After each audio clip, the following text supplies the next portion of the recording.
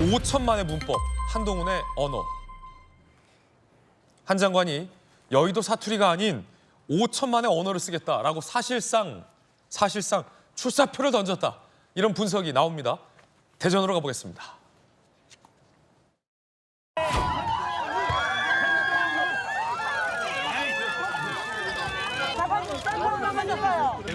네네네, 80이니까 감사합니다.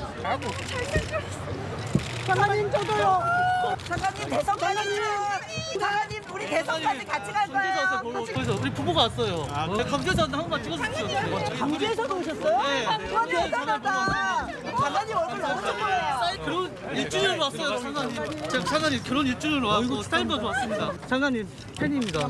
지금 추우셔서 고생했겠습니다.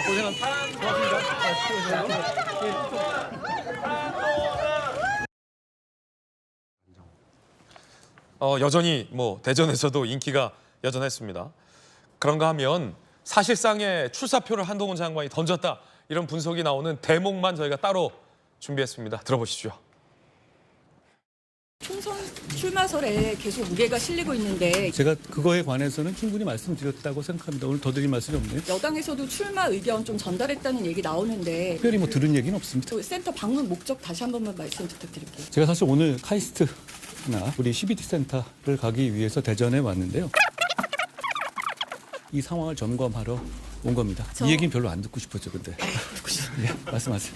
최근에 장관님 화법이 여의도 문법과 다르다는 말이 있는데요. 그런 얘기 제가 많이 들었던 것 같아요. 만약에 여의도에서 일하는 300명만 쓰는 고유의 어떤 화법이나 문법이 있다면 그건 여의도 문법이라기보다는 여의도 사투리 아닌가요? 저는 나머지 5천만이 쓰는 언어를 쓰겠습니다. 얼마 전에는 대구 시민분들을 존경한다라고 밝혔고 이번엔 5천만 국민의 언어를 쓰겠다. 여의도 사투리가 아니라 이건 누가 봐도 요래 봐도 저래 봐도 총선 출사표다라는 분석이 많습니다. 언어의 마법사, 또 대변인이 언어의 마법사 아니겠습니까? 박정아 의원께서 보시기에도 이거는 총선 출마하겠다라는 뜻으로 보이십니까? 많이 움직이고 있는 듯한 느낌이고요. 지금 최근에 대구에서 한 발언이나 지금 대전에서 한 얘기나 이런 거 보면은 피할 수 없는 상황인가 보다라고 느껴집니다. 그래서 한동훈 장관도 언젠가는 총선이 곧 임박했습니다마는 우리 당에 그래도 선거에 부흥을 일으킬 수 있는 한 자산으로 활용했으면 좋겠다는 개인적인 마음 갖고 있습니다. 네. 그래서 총선에 나오겠다는 걸로 보이십니까? 나올 수도 있다고 생각하고 준비하고 있는 것 아닌가라는 생각이 들어요. 그렇군요. 여의도 사투리랑 5천만 문법, 이 차이가 뭘까요? 그건 저도 많이 느끼는 점인데요. 선거운동이나 제가 국회의원이 돼서 여러분들 만나 뵈면 특정한 상황에 대해서 그리고 우리가 맨날 이렇게 얘기하는 이런 거에 대해서만 그리고 과거에 있었던 어떤 형태에 대해서만 쫓아가야 된다고 주장하시는 분들이 있는데 그렇지 않고 사실은 우리가 접촉도 못하고 만나지도 못하는 많은 국민들이 사실은 있거든요. 그분들이 생각하는 것을 쫓아가지 못해서 그리고 그분들이 바라는 바를 쫓아가지 못해서 사실은 국회가 이렇게 비난을 받는 거고 여의도가 맨날 그 대한민국의 짐이다 이런 얘기를 듣는 것 아닌가 싶은 생각이 듭니다. 그래서 저는 그게 누가 됐건 간에 앞으로 선거 문화 그다음에 정치 문화도 이렇게 많은 대중들이 바라는 바를 쫓아가면서 무언가 대한민국 발전을 도모하는 게 옳은 길이지 그들만의 리그에 갇혀서 그들만의 언어로 그들만의 생각을 하고 있어서는 마냥 퇴보할 수도 있다라는 긴장감과 함께 지금 한동훈 장관이 얘기했던 저런 얘기에 일정 부분 공감하는 점도 있습니다. 그런가 하면 한 장관이 최근 이 민주당의 이 탄핵 시도 등에 대해서 이렇게 비판을 했는데요. 이재명 대표를 겨냥했습니다. 누군가 탄핵을 받아야 한다면 세금을 빼돌려서 일본 샴푸를 사고 그 가족들이 세금으로 초밥을 먹는 게 탄핵의 사유이지 않겠냐라고 이 대표를 비판했습니다. 탄핵받을 사람은 따로 있다는 얘기로 들립니다. 저 민주당에서 검사 탄핵 계속 추진한다는 입장인데 이거에 대해서도 한 말씀 부탁드립니다. 얼마 전에 제가 TV에서 이재명 대표가 이런 탄핵 남발에 관해서 언론의 질문을 받는 것을 봤습니다. 답을 이렇게 하시던데요. 민주당이 탄핵을 너무 남발하는 거 아니냐는 비판이 있는데 자, 국토 균형 발전은 우리 시대의 정말 핵심적인 과제라고 할 수 있습니다. 뭐 표를 얻기 위해서 하는 이런 그야말로 던지기식 정책 남발은 정말 국민과 국가에게도 도움이 안 된다는 생각이 듭니다. 저는 더불어민주당과 이재명 대표가 언젠가는 이 질문을 그런 식으로 퉁치지 말고 제대로 답해야 한다고 생각합니다. 만약에 어떤 고위 공직자가 공직 생활 내내 세금 빼돌려서 일제 샴푸 사고 가족이 초밥 먹고 쇠고기 먹었습니다. 그거 탄핵 사유가 됩니까? 이 질문에 답해야 한다고 생각합니다. 저는 그 정도는 된다고 생각합니다. 헌법재판소도 그 정도는 인용할 것 같아요. 소위 누가 탄핵을 받아야 마땅한가라는 부분에 대한 답변으로 해석되고 있는데, 자, 법리적으로 정익진 변호사님, 네네. 이거 세금 빼돌려 일제 샴푸샤고 세금 법인카드로 가족들이 초밥 먹는 거 이재명 대표 겨냥한 거죠? 그러니까 이거는 간단해요. 어떻게 생각하면 되냐면 지금 김동연 지사가 경기도 지사 아니겠습니까? 아니 뭐 김동연 지사를 떠나가지고 예컨대 지금 여당에서 맡고 있는 서울시장이 샴푸를 사는데 자기 돈으로 샴푸를 사는 게 아니고 그 법인카드로 사는 거예요. 그다음에 그 샴푸가 근데 또 일제 고급 샴푸이고 그다음에 초밥 같은 거, 뭐 고기 같은 거 이런 거 다 법인카드 해가지고 이제 그 사모님이랑 같이 애들이랑 같이 나눠 먹는단 말이에요. 이러면 여기에 대해서 민주당은 가만히 있겠습니까? 더 심각한 건 뭐냐면 제가 지금도 궁금한 게 뭐냐면은 사무관이면 굉장히 공무원에서도 낮은 직급이 아니란 말이에요. 예. 그런데 사무관 7급 이런 공무원들을 전속적으로 내 일만 봐주는 내 가정적인 일만 봐주는 마치 재벌 회장의 그 비서 같은 그런 역할을 하는 사람으로 전용을 갖다 한다라고 했으면 그러면은 민주당이 가만히 있었을 것인가? 왜 민주당은 이재명 대표에 대해서만 이렇게 관대한 것인가? 그다음에 이런 문제는요. 단순히 탄핵으로만 끝날 사유가 아니에요. 이거는 범죄 행위거든요. 그러니까 이제 수사받고 여기에 대해서 처벌받을 그러한 상황인데 그러니까 이재명 대표도 뭐 탄핵 이야기하지만은 말을 싹 돌리는 게 탄핵 사유가 안 된다라고 하는 것을 법조인이 이재명 대표가 누구보다도 잘 알고 있으니까 그 질문에 답을 못하는 거 아니겠습니까? 그다음에 한술 더 들어가면은 결국은 탄핵돼야 될 사람은 본인이라고 한 것을 그걸 갖다 스스로 자인하는 것이 아닌가 저는 그런 생각이 듭니다. 예, 탄핵 시도, 탄핵 대상이 점점 늘어나고 있는 것과 관련된 기자의 질문에 국토 종합발전, 균형 발전을 이재명 대표가 답변했는데 한 장관은 그것과 관련해서 그냥 그렇게 답변에 퉁치면 안 된다라고 질타를 하긴 했습니다.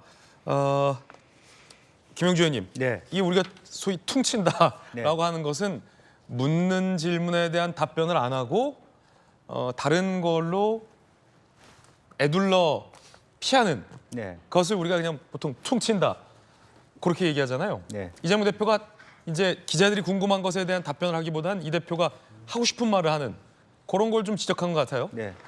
사실 정확한 표현은 동문서답이죠. 동문서답. 그런 얘기를 하는 거죠. 퉁치는 게 아니고 상세가 될 수 없는 얘기를 하는 거고 그것을 한동훈 장관은 여의도식 발언이다. 네.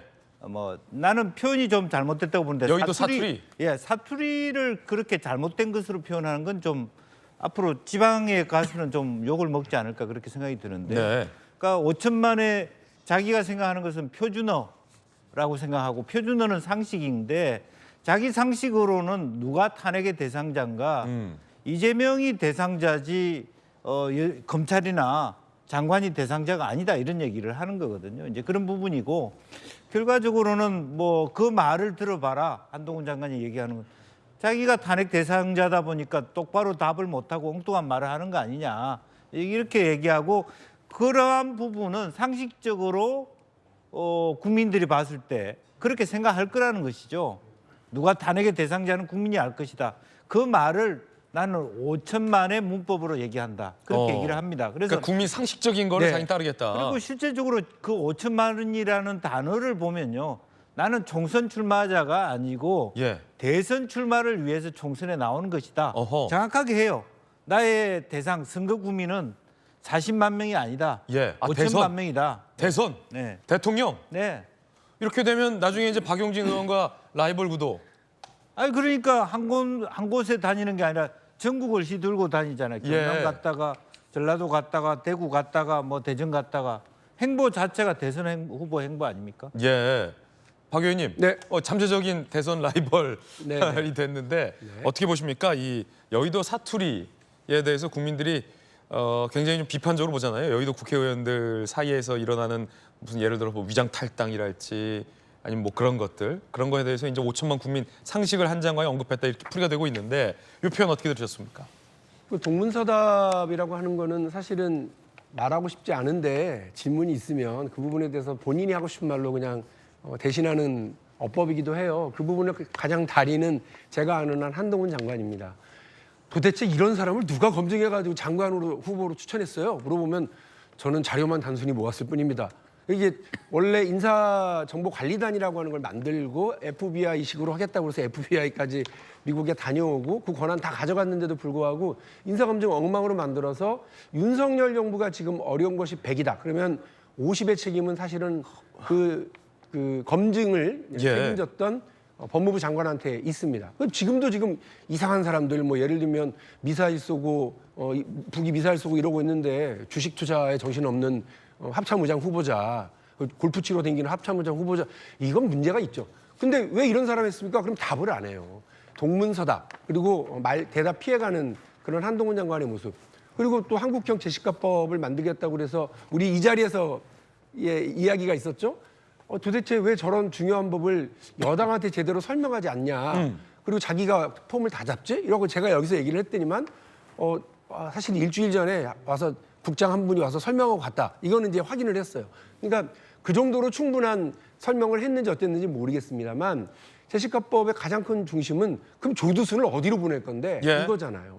여기에 대해서 계속 동문서답합니다. 아무런 얘기를 하고 있지 않죠. 그리고 검찰 특활비 영수증 어떻게 된 겁니까? 물어봤더니 다 휘발되었습니다라고 하는 말도 되지 않는 얘기를 해와서 국민들이 상당히 한동훈 장관이 무책임한 태도들을 이렇게 얘기를 지적을 하고 있습니다. 저는 한동훈 장관이 정치적인 계획을 가지고 꿈을 가지는 거 저는 좋다고 생각합니다. 다양하게 국민에게 봉사할 수 있는 기회는 여러 가지 방식이 있을 거라고 생각을 하고요. 대선 혹은 뭐 총선 출마 이런 부분까지 본인이 생각을 하실 수 있다고 봅니다. 그러나 지금 본인은 전국을 돌아다니면서 그 폼을 잡고 다녀야 되는 분이 아니라 조두순을 어떻게 할 거냐. 그리고 검찰 특활비라고 하는 이 막중한 문제를 어떻게 해결할 거냐. 그리고 인사검증 시스템의 이 커다란 구멍을 어떻게 메꿀 거냐에 대해서 답변하라. 법무부 장관으로서 그 시스템의 개선에 대해서 명확하게 하셔야 돼요. 그걸 안 하고 그냥 나는 출마할 거야. 나를 부르고 날 좋아하는 사람이 많아. 가버리면 정말 무책임한 국무위원, 정말 무책임한 법무부 장관으로 남을 수밖에 없다라고 하는 지적을 제가 오늘 법사위원회 전체회의에서 다시 한번 지적하겠습니다.